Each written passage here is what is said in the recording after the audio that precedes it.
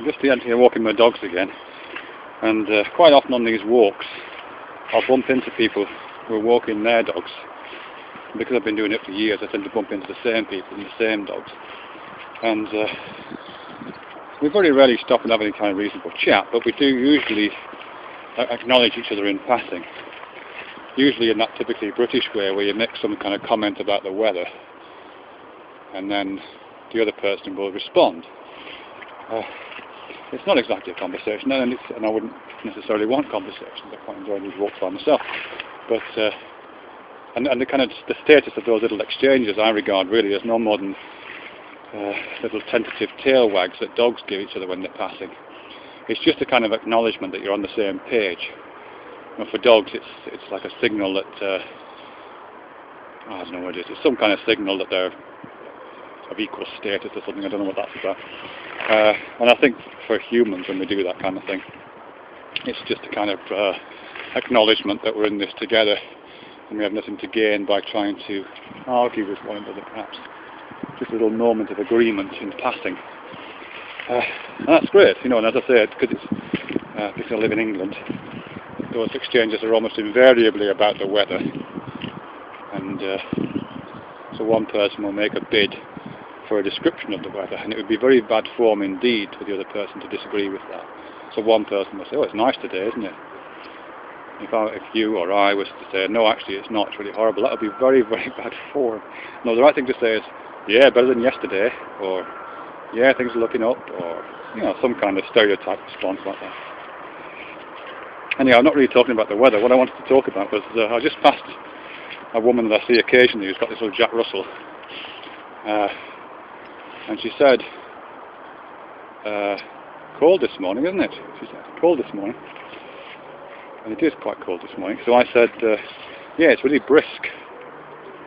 And we smiled and murmured and then walked on, our tails wagging slightly as we passed. So I've been thinking about why I said that, actually. I don't. It's so stereotypical, this response, that I don't even notice I've said anything half the time. And I hadn't really clocked what I was saying when I said it.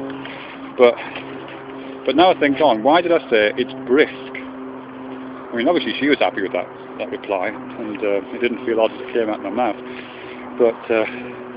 But brisk is not a climatic condition. You know, brisk does not describe the state of the weather. Brisk is a movement style, I think. If you say somebody is doing something briskly, then there's a kind of no-nonsense, quick, cut-to-the-chase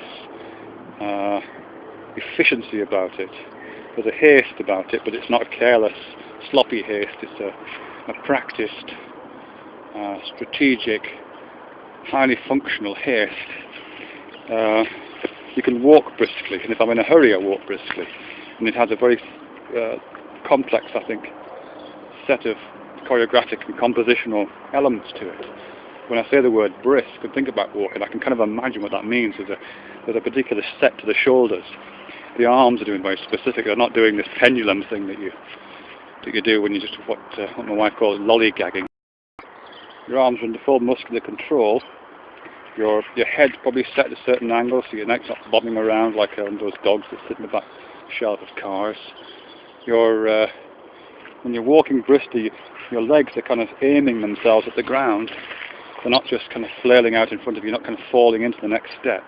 There's a necessary precision about it. And when you're doing something brisk with your hands, this is something I associate with my mum actually, because she was a nurse for most of her life, and she got very good at doing that kind of briskness, or sometimes brusqueness actually, where lots of things done with hands very quickly, and it's very efficient. So I've got this whole physical schema associated with briskness. But as I say, there's nothing to do with the weather in there. There's nothing to do with the weather at all. I mean, I imagine what it is that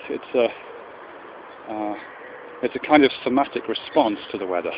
If it's cold, if it's frosty, it's not frosty here today, of course not. But if it was frosty, then it would not be an appropriate climate for me to lollygag around in. I probably wouldn't stroll through cold weather. If I was feeling cold, I would probably adopt that kind of physiological state. I would pull my shoulders in. I would put some tension in my muscles in my arms. I would walk faster. I would kind of set my jaw against the weather. So there'd be all.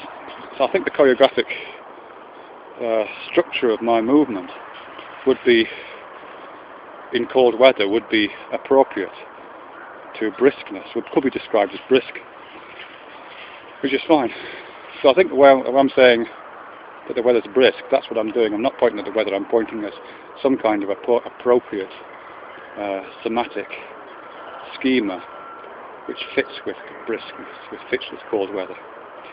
In which case, and this is, I don't know if I can go much further with it, what's the relationship between the word brisk in that case and the temperature or the weather conditions?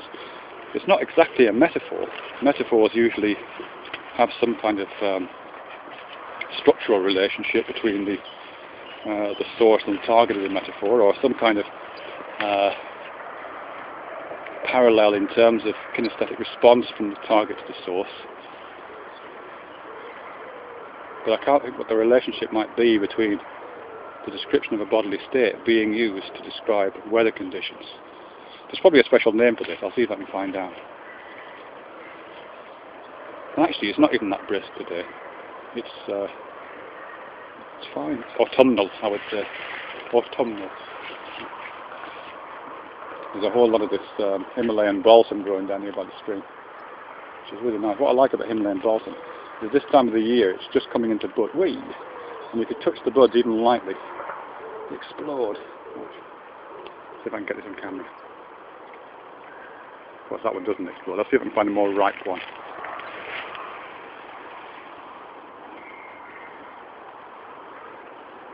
Whee!